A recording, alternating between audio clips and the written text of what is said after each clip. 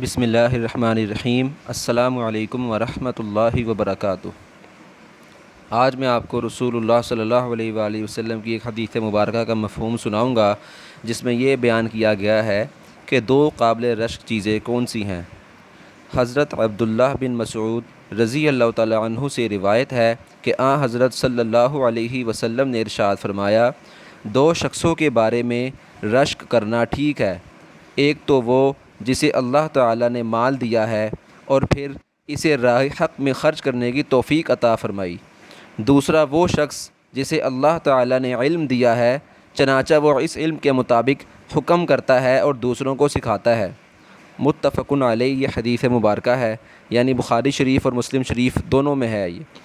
چنانچہ ہمیں اس حدیث مبارکہ سے یہ پتہ چلا کہ اگر اللہ تعالیٰ ہمیں مال عطا فرمائے، ہمارے پاس اب مال ہو تو ہم اس کو زیادہ سے زیادہ جو ہے اللہ کی راہ میں اس کو ہم خرچ کریں، اور اگر ہمیں اللہ تعالیٰ نے علم عطا فرمایا ہے، علم حاصل کر کے ہمیں چاہیے کہ ہم اس کو زیادہ سے زیادہ دوسروں کو سکھائیں۔ اللہ تعالیٰ ہمیں اس حدیث مبارکہ پر عمل کرنے کی توفیق نصیب فرمائے۔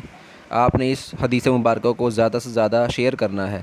جزاک اللہ خیرا و احسن الجزا۔ السلام علیکم ورحمۃ اللہ وبرکاتہ۔